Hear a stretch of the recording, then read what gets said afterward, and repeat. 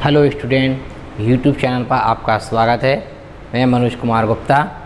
आज हम class 10 mathematics में प्रश्नावली 6.2 का अध्ययन कर रहे हैं। प्रश्नावली 6.2 में क्वेश्चन नंबर पहला है, DE समांतर BC तथा AD बराबर 1.5, BD बराबर 3 सेंटीमीटर और AE बराबर 1 सेंटीमीटर हो तो EC का मान ज्ञात कीजिए।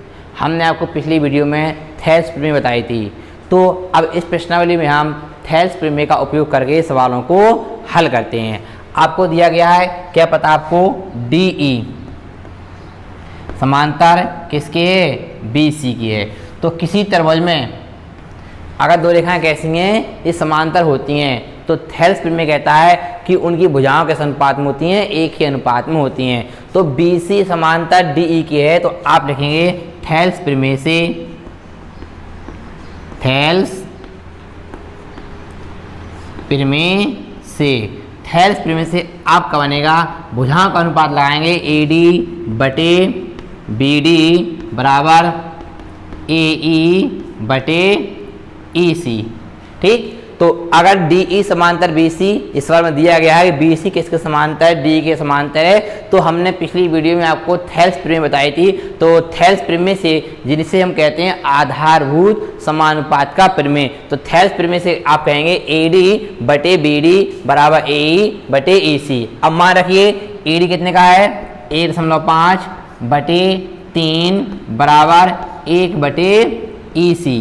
कैचू गुणा कराएंगे, तो इनका कैचू गुणा कराएंगे तो आपका आएगा 1.5 EC बराबर 3 एकम 3। तो EC बराबर आपको हो जाएगा 3 बटे 1.5। तो EC बराबर आपको हो जाएगा, पॉइंट खत्म करेंगे तो आपको कहलाएगा 30 बटे 15, 15 दूनी 30। तो EC बराबर आपका 2 सेंटीमीटर। इस प्रकार से आपका EC ज्ञात हो जाएगा। तो हम थेल्स प्रमेय का उपयोग करके सवाल को सॉल्व कर सकते हैं। प्रश्न नंबर 2 है, यदि PE बराबर 3.9, EQ बराबर 3 सेंटीमीटर, PF बराबर 3.6 और FR बराबर 2.4 है, तो प्रश्न कह रहा है क्या EF समांतर QR के होगा। तो हम क्या करेंगे, PQR हमने एक त्रिभुज बनाया और QR की तरह समांतर रेखा PEF खींची, अपने सब मान यहाँ पर रख दिए। अब यदि ये भुजा बटे ये भुजा और ये भुजा बटे ये भुजा अगर थेल्स प्रमेय उसमें फॉलो होती है, तो हम कह सकते हैं जी QR किसके समांतर होगा, EF के होगा। तो हम क्या करेंगे, हम रखेंगे, तो लिखिए PE, सॉल्व कर रहे हैं यहाँ से, PE बटे EQ बराबर PF बटे FR। मान रखेंगे 3.9 बटे 3 बराबर 3.6 बटे 2.4। पॉइंट खत्म करेंगे तो 39 बटे 30 इक्वल 36 बटे 24। 3 से काटो, 3 एकम 3, 3 का 9, 3 एकम 3 0, 10 और 12 से काटो, 12 30 36, 12 में 24।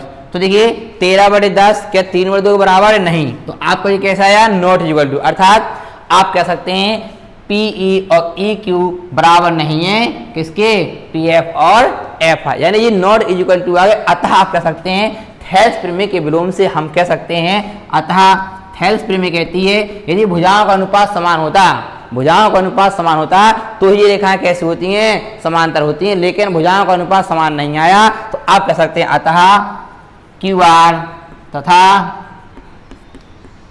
EF समांतर नहीं है, समांतर नहीं होंगे। तो ये आपको क्वेश्चन में दिया गया है, LM किसके समांतर है, BC, J इसके समांतर है, और LN J इसके समांतर है CD के।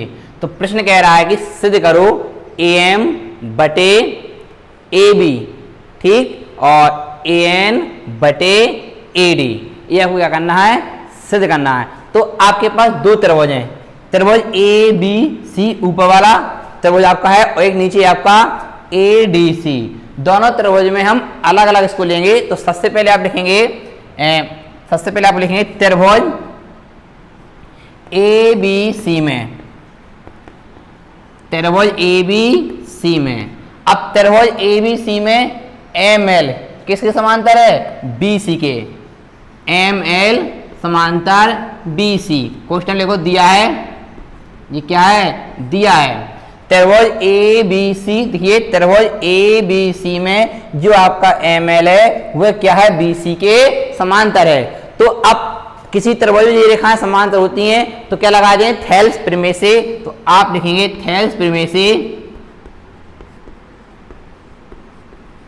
थेल्स प्रमेय से, थेल्स प्रमेय से एम बटे ए बी। आप लीजिए एम बटे ए बी, तो आप लिखेंगे एम बटे ए बी, छोटी भुजा बटे बड़ी भुजा। ये भी थेल्स प्रमेय का एक एग्जाम्पल करवाया था हमने। बटे ए एल बटे ए सी बराबर ए एल बटे ए सी, समीकरण नंबर 1। ठीक, अब आते हैं नीचे वाले त्रिभुज ए डी सी में। त्रिभुज ए डी सी में, इसमें भी एल एन किसके समांतर है? डी सी के। तो आपने लिखा एल एन समांतर डी सी। ये भी क्वेश्चन में आप लिखेंगे दिया है, दिया है। तो यहां से आप लाए थेल्स प्रमेय से, इसमें भी लिखेंगे थेल्स प्रमेय से,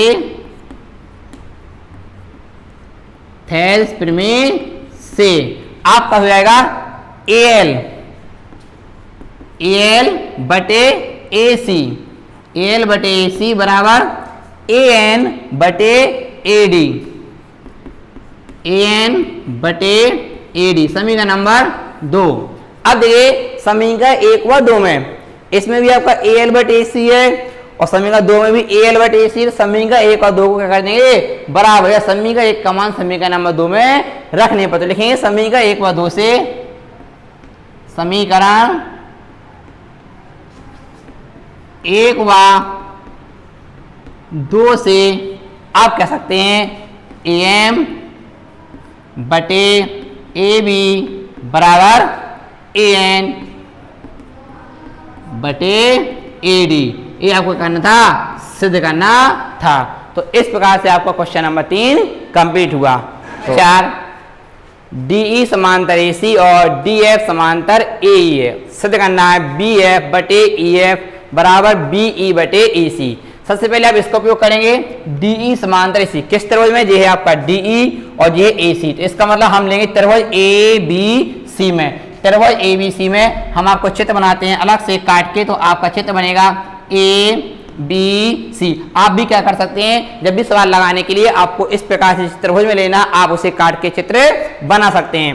त्रिभुज ए बी सी में और ये आपका दिया गया है डी और ये है ई, जे इसके समांतर है। तो आपने लिखा डी समांतर ए सी, क्वेश्चन में आप लिखेंगे दिया है, सवाल में दिया गया है ये।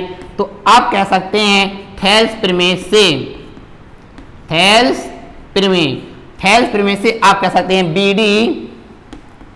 डी बटे ए डी बराबर बी ई बटे ई सी, समीकरण नंबर 1। अब आप इसमें आइए डी एफ, कहाँ है आपका डी एफ? जे है। डी एफ किसके समांतर? ए। इसका मतलब त्रिभुज ए बी ई में लेंगे।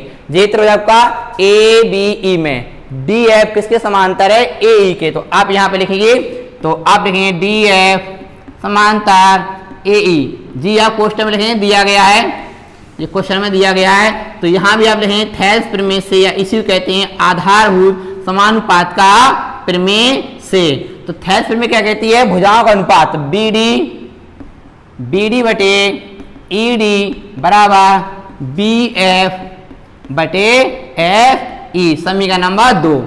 समीकरण 1 में भी बी डी बटे ए डी है, समीकरण 2 में भी बी डी बटे ए डी है।